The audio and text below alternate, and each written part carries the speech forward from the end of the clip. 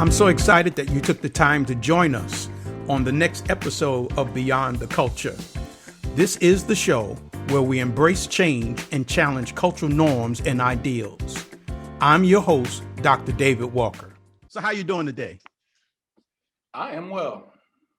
Good. I am well. Yeah, well, and looking forward to our conversation. Obviously, our mutual connection. Pam told me a lot about you. She said you're an NU grad, which I am. You say you're a pastor, which I am too. Yeah. So there are a lot of commonalities that we have. So I said he and I would hit it off. Yeah, and we'll talk about that. But let me start off by giving you your official introduction. Okay. Today on the show, we have Dexter B. Dexter B. Listen, I'm getting ready to give you Michael's name, but it's Dexter B. Give me his money too. If you want to give me their name. Exactly. Yeah. So we have Mr. Dexter B. Jenkins. He is a faith-based financial mentor with more than 2 decades in the financial services industry. He is passionate about helping families build generational wealth with easy to implement steps. Dexter inspires and instructs hundreds of people with his podcasts, programs, online courses, and books. He is a popular speaker on the topic of, and listen to this, wealth building God's way. Right. He is an authority on faith and finance. Dexter is also the senior pastor of Fellowship Christian Church in Boston. He's the managing partner of Dominion Real Estate Holdings, and he is the author of Getting Your Money Straight and Building Wealth, 52 Tips to help you do that. So I am super excited to have on our show today, Beyond the Culture, Mr. Pastor Dexter B. Jenkins. Dexter, how are you today? I'm fired up, man, ready to be some time for you as well as your tribe, so to speak. And looking forward to what we'll talk about over the next 20 minutes or so, half hour or so. Sure. And let me start here because you already mentioned that we have something in common. Right. And of course, you and I both are graduates of Northeastern University. Correct. I did it at the doctoral level. Okay. But you were an undergraduate. You did it at the undergraduate level. But not only did you just graduate, but you were on the school's basketball team. Yeah. And not only were you on the team, but you were the team captain. I was the team captain. You were the team captain of the Northeastern Huskies basketball team. And so I just want to start here. Tell us about that experience of being a college basketball athlete. Were there any professional opportunities? And what did sports teach you about life? Well, I think you look at, I was there from 1987 to 1991 is when I came to Northeastern. And so I was captain my junior year and my senior year. And so, even how I got to Boston and, as I talk to people about, pastoring and doing different things, it was David, it was so Doctor, it was so off the cuff how I even came to Northeastern. One day I was sitting there when I was like 17, 18, I probably 18 at that time. I'm sitting there with my high school girlfriend at the time. I'm watching Northeastern play Louisville at the time. And Louisville was, they're still a pretty strong program, but back then they were really strong. Sure. I didn't know where the school was, none of that. I just liked their uniforms. And based off of that, my coach said, hey, look, I know somebody who coached at Northeastern. So what happened was once they connected, they recruited me, and then I ended up, going there, and then, it was just a great experience. But, just here I am, a kid from New Haven, Connecticut. I had never been to, I have an uncle who lives in Mattapan, which is a section of Boston. So I had visited him a couple of times, but I knew nothing about Boston. So here I am, when I first get here, one of the things they talk to me about is, and one of the questions people ask you all the time, you're from Boston, is it really that racist? Right. And so here I am as a kid, man, I don't know anything. So they're telling me certain things about where not to go and where to go. Don't go over the bridge, because as you go over the bridge, you're in the hood. And so I'm like, well, if I don't go there, where am I going to get a haircut at? So I go over the bridge. I'm like, yo, this is the hood. This is what I'm used to. There you go. I'm like, this is what I'm used to. Sure. And so it was just a very interesting dynamic of 4 years of here I am growing up in a mostly African-American community, coming to Boston, where, most of the city is white, most of the students were white. And so walking through that process, it was just a great learning experience. Was Calhoun the coach at that time? No, interestingly enough, Calhoun had just left to go to UConn. Okay. Now I'm from Connecticut, and so I know, so I sort of knew that pipeline, so to speak. And UConn was always horrible when I was a kid coming up, but when Calhoun came, right, he turned all that around. So they ended up winning 2 championships underneath him. But at that time, nobody went to UConn from Connecticut because they just weren't good. Right. So he got there and turned the program around, and then back then, you're a basketball guy. Sure. You think about the Big East, how tough the Big East was with Syracuse and St. John's and Villanova and Georgia. That was serious basketball back then. That's right. That's right. You talk about Patrick Ewing and Dwayne the Pearl, Washington and Chris Mullin. Those dudes were balling. That's right. So I grew up watching all those guys, and sure.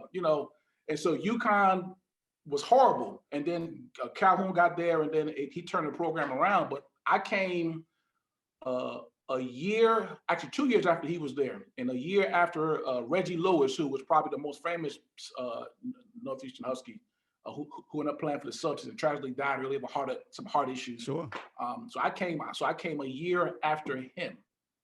So did you have any professional opportunities after your career? I had a couple overseas opportunities that if I would have pursued it more vigorously, they may have worked out. But then what happened was, after I graduated, I got offered a position at the Center for the Study of Sport and Society. Okay. And so what that was an organization, still is, that would use athletes to go into schools and talk about racism and sexism, and really talk about how the fact that on a team, it doesn't matter whether you're black, white, blue, or green. The concept is let's win. Right. So how can we take that concept out into the real world? And so I got offered that job, and so I ended up taking that, and I did that for probably about 15 years. I was there. Okay. And so it was just that, I guess at the time I had a check in my hand versus yeah, a dream, right? a dream. And I was like, well, I think I'll take the check right now. Sure. And so that's what ended up happening. But looking back on it, I could see how God was guiding my steps. Sure. To really end up staying in Boston, and then meeting my wife, and then obviously starting a church and all the things we're doing right now. So you didn't go into the professional ranks, but at some point in your life's journey, and you said that you're from Connecticut. Yeah, New Haven. New Haven, Connecticut. So I want to ask you this question, because I have you on the show because, as I introduced you, you are a financial mentor with a couple of decades of financial services industry. So how does a young Black man from New Haven, Connecticut, how does he become so conscious about money and finance? Well, it's what I grew up in. My dad is a barber. He's been a barber for over 50 years. Okay, entrepreneur. Entrepreneur. My dad has owned real estate property, so I grew up around that. And most of my uncles are property owners, and so it's sort of within our DNA. As I think back on it, my dad is from South Carolina, and I still have a good amount of family back there. But when I go back home, my uncle says, I own this and I own that and I own that. So I've grown up around it. So really, in many respects, my MBA was in a barbershop as a young kid at 6 and 7 years old, watching my dad cut hair. Right. And own property and things of that nature. So it's always been what I've been around. And so, the saying is, Dr. Walker Moore's caught then taught. That's right. And so I caught it at a very young age. And then you fast forward the clock. Now what I began to do when I became, I got involved with a company underneath the Citigroup umbrella. So I was selling investments. I was selling life insurance investments, and really talking to people about the importance of really becoming financially literate. Right. And so that I did that for 20 plus years.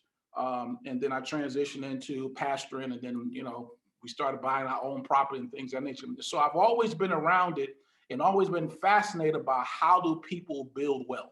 And so that's my story.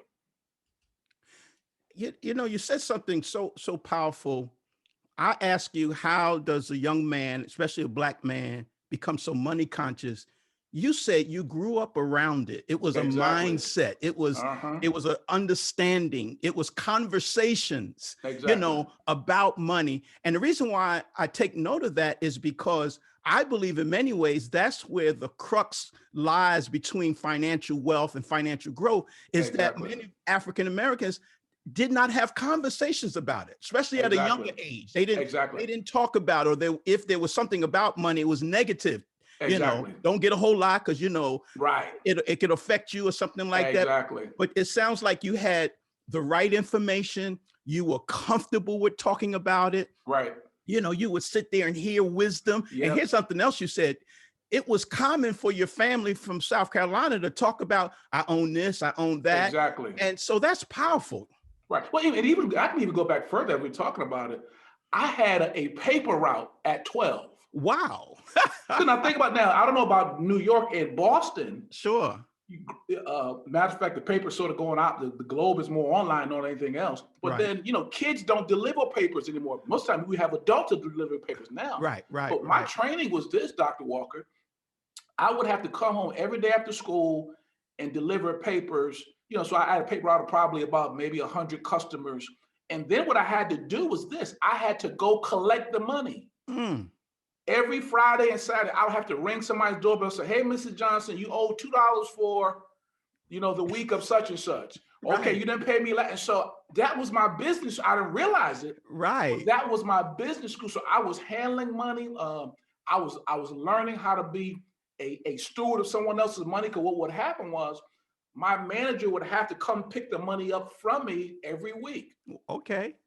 So I would collect it, and then he would come and pick it up. So I had to be responsible for something. So I had to be responsible for someone else's money, take what was my cut and give them theirs. Okay. And so that was an early training. So I got an early training on people telling me no, got an early training on people saying they're gonna do something, don't do it.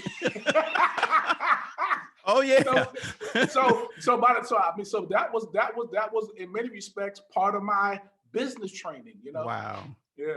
And so invaluable. And you cannot underestimate that Exactly. that experience.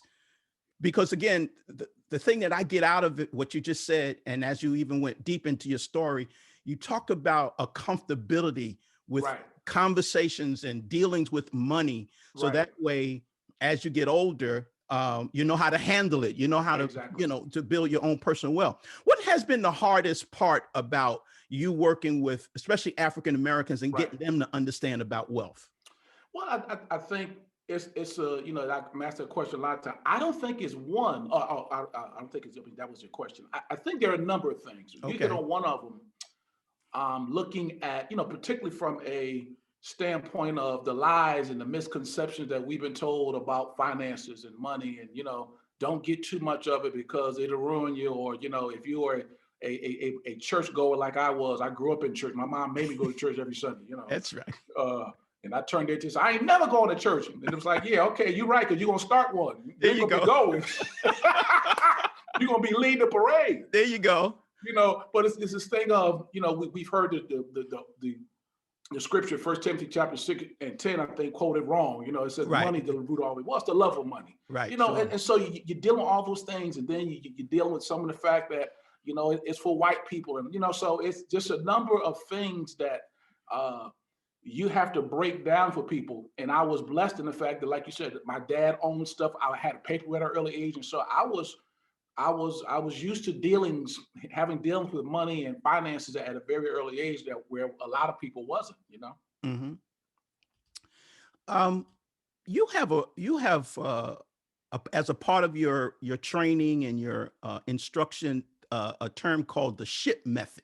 Yes. Talk about that a little bit. The SHIP Yeah, method. the SHIP method is the SHIP stands for like SHIP stands for Right. Stewardship, Ownership, Entrepreneurship. And really what it is just a method, a simple way to break how do you build wealth down. Real simple. So Okay. I start with stewardship. So what I found is that people who do well successfully steward their money well, right? And I said the tool for that is having this thing called a spending plan. Other people call it a budget. I call it a spending plan. So what I want to do in the stewardship section is I want to make sure I have a sense of what's going out and what's coming in. I was doing a podcast last night with a lady, and I said, listen, God, and we were talking about, financial or God's perspective. I said, well, God can't bless you with something if you don't know what's going in and what's coming out. Absolutely. Yeah. So the first step is I got to get a sense of, hey, where am I? Right. And what, what am I paying for my mortgage or rent? What am I paying for my food? What am I paying for student loans if I have them? Okay. And what's coming in? So it starts with stewardship. Then the next thing I talk about is ownership. Well, what we've talked about is, I tell, hey, all of us own things, but do we own the right things? Yeah. So it's about owning assets. Assets do basically two things. They appreciate in value and they give you cash flow. So we're looking at, okay, as opposed to me buying a brand new car right off the bat, shouldn't I maybe think about trying to invest some property? Right. And if I get enough property or other assets, believe me, I'll have a nice car eventually. Exactly. Exactly. But it will be the right way. Mm-hmm. And so, I'm a big proponent of ownership. So whether it's real estate, nowadays, so many things you can own. People own businesses, people own intellectual property, royalties, and all. I mean, it's sure. But just really having an ownership mentality. I was watching something yesterday, and they were talking about it was some artist.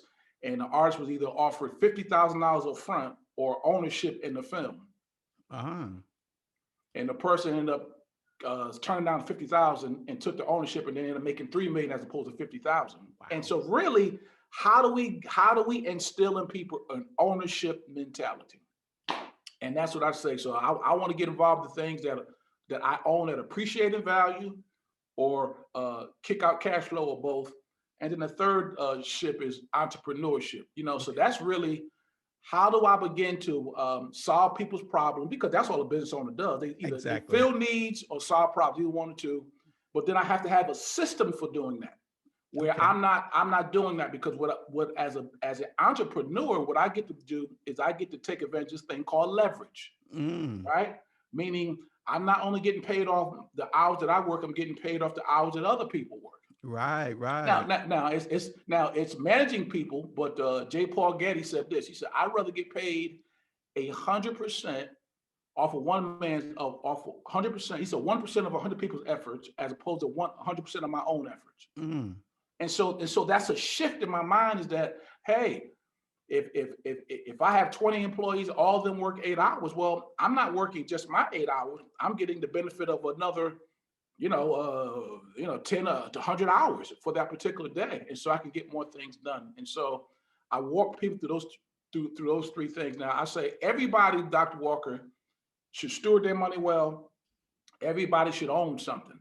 Now, whether you're an entrepreneur or not, that's something like side hustle, whatever else. I believe you should do those type of things. But I really, the 1 and 2, stewardship and ownership, everybody should get involved in. I believe if you master those two right there, you could build wealth. Because what I talk to people about, Dr. Walker all the time, is this: you trying to become rich is probably and you're thinking a far reach. But what I try to coach people, say, listen, what I'm trying to get you to do is reach your highest financial potential. Right. You know what I mean? And if you reach your highest financial potential, the outcome of that will be wealth. Absolutely. You know what I mean? Because Absolutely. what I'm doing is I'm stewarding my money well. I'm owning the right things. By default, you'll end up being rich. You know what I mean? Sure. And so that's what I try to focus people on. And so that's the shit method. And if I can go back to the illustration you gave with the $50,000 now, or right, a percentage of the company, what that speaks to is delayed gratification. Some people want it right now. They see 50,000, they let me get it.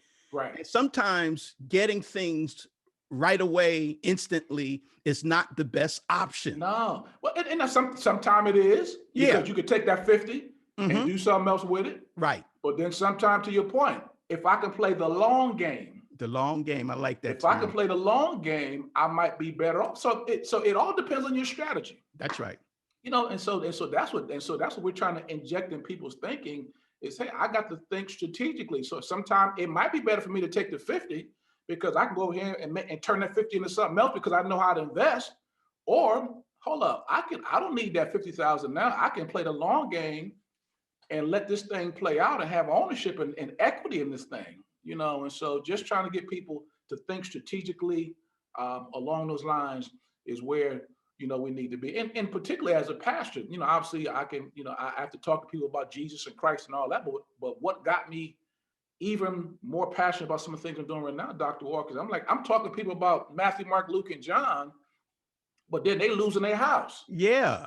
You know, or, you know, soon as church is over, soon as the benediction's over, they bypass that. I'm like, dude, can we stay in fellowship? Well, they're running off to a second job. And I'm like, okay, I have to be able to incorporate all of that, you know, obviously our faith and, you know, living right and all that, but also incorporate the financial pieces in there, because as an African-American pastor, I believe that's my responsibility. Sure. And I know, you know, as well as I do, you know, God's will is for his people to prosper, you know, as your soul prospers, exactly, as your health prospers, you exactly know? But we have to learn about money. And exactly. It's almost sad that even in 2021, we're still having the same conversation about how important it is to have financial literacy. Same conversation, isn't that right? Same conversations. And it's just like, you know, I want to get to a point where I don't have to give a disclaimer and talk about it. That's right. That's right. You know what I mean? You're like, okay, I got to, okay, all right, now it's okay for God. God wants us to do. I don't want to talk about that. I don't want to talk like that anymore. I want to be able to say, hey, that's common knowledge for us to, you know, I'm a dad. I don't know if you're a father now. I have 3 children. Okay. Yeah, I'm at grandparent stage. Yeah. I'm there. I got 1 grandson. Okay. So I'm like, I'm a father. Mm-hmm. I want my children to excel in every area of life. That's right. Including financial. I want them to do well in their spiritual life. I want them to do well in their health. I want them to do well in their relationships. I want them to do well when they're finances. I'm like, what father who has what fathers, I'll say it like this, what father in their right mind wouldn't want their children to do well in every area? You're right.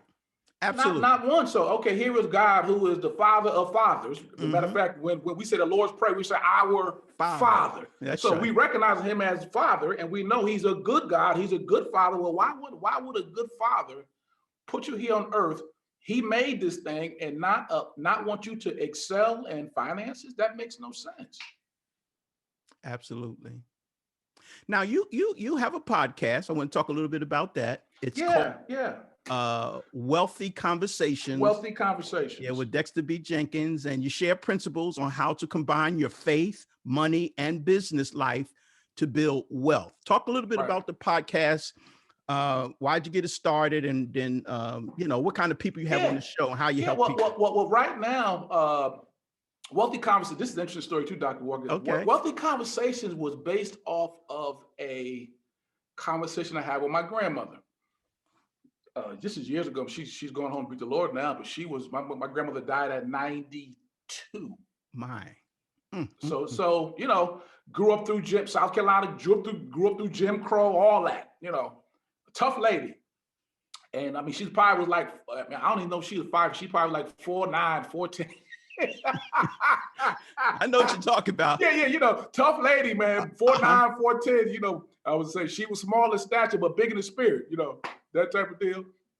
And she said to me one time, I was talking to her, and she said, Dexter, I'm a rich woman. And I'm like, what are you talking about? Because, you know, my grandmother was very low key. I mean, I don't think she ever drove. Wow. But she said, I'm a rich woman. And I'm like, Grandma, how's that? She said, because I can go anywhere I want to go and not pay. And I said, okay. And my grandmother had 10 children. Okay. All of them spread out across the United States. She said, I can go anywhere I want to go and not have to pay anything. And after I think, I said, you know what? That's right. Because it wasn't like when somebody said, Grandma wants to come see you, you're going to say she can't come. Right. And when she came, guess what? We paid her way up. She stayed in the house, and we took her anywhere she wanted to go. Anywhere she wanted to go. So she didn't have she did anything she wanted to do without paying for it. And it got me thinking, I said, you know what? You are a wealthy woman because everything's taken care of without you having to pay for it. And so it got me thinking about what you said earlier. These type of conversations are not being had. Mm. And so that's why I termed it Wealthy Conversations, because what I want to do is be a conduit for conversation to happen like you and I are having that has the potential to shift people's paradigms regarding wealth, and not just financially, but in every area of their life. And so right now, I've done 6 so far. I just recorded 2 this week, and then my next phase is really to begin to have experts on there around other areas around taxes and wealth building and all those type of things. One of the things you'll learn about our business, man, you never know everything. Sure, exactly. You just, as a matter of fact, I'm looking forward to being able to have other people, other subject experts on to talk about some of the things that we're talking about. But really, the gist of the podcast is really to get people to have these conversations that, like you said earlier, that we may not have been privy to. So I was fortunate to grow up around it. I was fortunate to have a paper. I was fortunate to have a dad who was an entrepreneur. Well, I know a lot of people, that wasn't the norm. I remember meeting my wife. This was I'll be married 24 years on Monday. Congrats. Thank you, sir. And when we went to go buy a house, I said, baby, let's buy a multifamily off the top. Mm. And she was like, what are you talking about? I said, yeah, let's buy a 3-family as opposed to a 1-family, because I said the 3-family would pay for itself. Now, I thought that was normal. Right. Yeah. To her, it was like paradigm shift. She was like, what are you talking about? I'm like, yeah, well, if we get a 3-family, we live on the 1st floor or the 2nd floor, whatever, and they'll pay for our mortgage. And she was like, oh God, okay, let's do that. And that's what we did. Mm-hmm. Well, but for me, that was normal conversation. That was just what we did. That's right. For her, it was like, voila. I should have had a V8, So I want to be able to have those type of conversations with the wider audience, so to speak.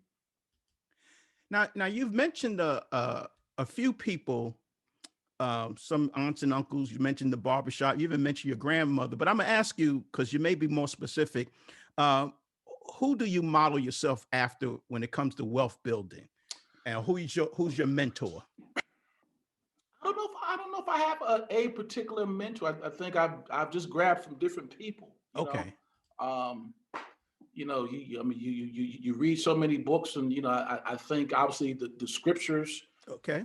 If you read the book of Proverbs and Ecclesiastics, King Solomon was the wealthiest man who ever lived. That's right. You know what I mean? Right. So when I talk to people, I said, look, man, start there. If you read Proverbs, because I have an assignment for our church. I said, listen, from here to Jesus comes back, we're reading 1 chapter in the book of Proverbs every day and 1 chapter in the New Testament. So that's our standing assignment daily.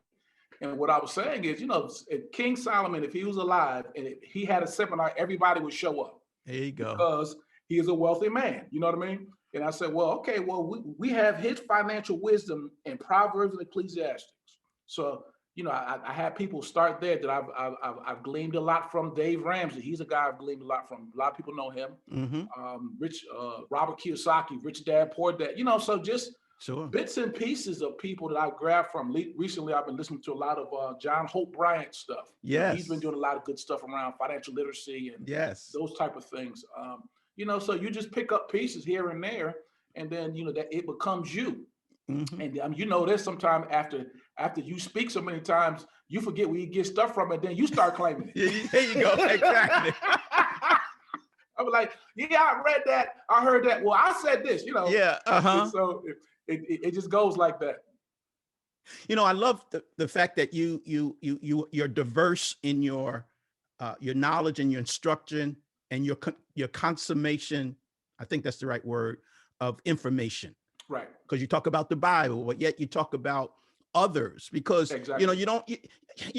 I do believe that the scriptures give us, like you say, financial wisdom. You talked about the Songs of Solomon, Ecclesiastes, even a lot of things that Christ talked about. Yeah, exactly. He talked a bunch about money. Sure, but it's also good to get information from someone who may not be of the faith. Exactly. You know what I'm saying? Exactly. Because information is information. Principles are principles. Truth is truth. Truth is truth. Doesn't matter who's talking, right? Exactly. And I believe all truth comes from God. Okay, yeah. Now it may be coming through a different vessel. Right. But I believe all truth comes from God. And so now what I can do is, if I'm grounded in my faith, because I'm telling you, hey, listen, I'm a faith-based financial mentor, meaning this. What I'm doing is I'm giving you permission to bring your faith to your financial life, your money life, your business life, and your success life. So my faith grounds me. Okay. So I can listen to other people talk and say, hold up, that doesn't make sense. That makes sense. So I can I can take their information and run it through the truths of the Word of God and be fine. Absolutely. I agree with that totally. And what's the right word? I espouse that position. Exactly. Yeah, exactly. Yeah. Now I want to talk about, there's an event or a historical event coming up this month, Juneteenth. Exactly. And of course, many of us know what Juneteenth is, but just in case, it's an African American Freedom Day or Emancipation Day for African Americans, because we know that President Lincoln signed the Emancipation Proclamation that was designed to, set not all slaves free, but those who were in Confederate states. I want to be accurate. Exactly. But there were many who did not get the message. Even as far as Texas, I believe that was the state where in 1865, June the 19th, President Lincoln's army came to Texas, and those people who had been enslaved had never heard of the Emancipation Proclamation, that they were free. And then you think about it, it wasn't no website back then. Yeah, it wasn't no website. Wasn't no internet. Yeah, but that day they got the news that, and think about this, the emancipation was 2 years earlier. So 2 more years, 24 2 more months. years. Yeah, they didn't get the information until this day, June the 19th, 1865, and it's considered Juneteenth. It's the African American Freedom Day. And I know you wanted to talk about something relative to housing in America, because you feel that that's important. And I know there's going to be a lot of conversation around the celebration of Juneteenth, but also talking about housing in America. So share for us about that. Yeah, I just think that, what I'm looking at, and then just even think about prior to Juneteenth, but we also coming off the 100-year anniversary of the things happening in Tulsa riot. Sure, absolutely. You know what I mean? Yeah. So, so all this is happening in this very short period of June. Yeah. And I think is just valuable for us to be having conversations around home ownership and wealth building, because of, there's a lot of talk about reparations out here now. Yeah. All of that I believe is opportunities for us to be able to get people woke, so to speak. Right. Around, hey man, now's the time for you to get the literacy that you need in order to purchase that house. Now's the time to get the literacy that you need in order to start that business. Now's the time for you to, if you got one business or to expand. I just think that it's a great time to talk about that. And I even tied Juneteenth back into, this as a Bible scholar. What happened in the Bible with the Israelites coming out of Egypt. Absolutely. How they got reparations when they came out. Yes, they one did. of my favorite Psalms is Psalm 105:37. He led them out loaded with silver and gold. Yes, all of them were healthy and strong. Well, they got that for back pay. There you go. Back pay and back pain. Yeah, exactly. All of them. And so I just think that it's the same thing with our people, that God hasn't forgotten about us. God still is looking modern day for us to walk in what our people should have had. Dr. Walker years ago, I remember my great grandmother at this point in Alabama. She said, Dexter, we used to work for 25 cents. Oh my God, it was like 25 cents a month, pulling up tree stumps in Alabama. Now this other grandma, my great grandmother, was another 4'8". She was a snuff dipping something. One of them. Yeah, I know about that. she'd be like, Dexter, bring me my snuff jar. Like, oh, grandma, don't make me bring that. But I believe God hasn't forgotten about that. Yeah. And so you and I are part of generation. Our children can reap, so to speak, what our grandparents and great grandparents did not get. And so that's why I'm such a big proponent of some of the things I'm talking about, because I think this is really our season. When you start talking about the Tulsa thing that's going on there, Juneteenth, I was looking at a quote. I actually posted on my Instagram, I think Facebook too. John Rogers, who is I don't know if you're know him at all, but he runs, I think, aerial investments. Okay. But he's out of Chicago, but he was, I think he was CEO for years, but I think he runs the largest African American run mutual fund. Okay. And what he talked about was this. He said one of the hotels that was destroyed in 1921 at the Tulsa riots would be worth $100 million today. Yes, I did see that. Yup. Absolutely. Would be worth, because he said, I understand compound interest and appreciation. Interest. Yes. And appreciation of real estate, how he would be worth $100 million. So if you would be a descendant of that family, you are owed $100 million because that's what the property would be worth. And so it's just for us to begin to think like that. Is part of what I'm pushing from my side, and I'm finding other people doing the same thing as well, because I think the more that we can have these type of conversations that you and I are having right now, it begins to make me say, hold up, you know what? I am a legacy and heir of that. Now I don't know how this is going to play out, whether they're going to give us something or whether we have to, I don't know how all that, got to work all that out, but just getting people to see, listen, we are, as a people, we came here, we didn't even own our own labor, and we couldn't own any land. Right. Absolutely. Absolutely. I was trying to find the exact number, because I did see, and I'm looking at it now with John Rogers. He did say the $100 million, but I thought I saw somewhere where they gave the value back then, and it would be $100 million.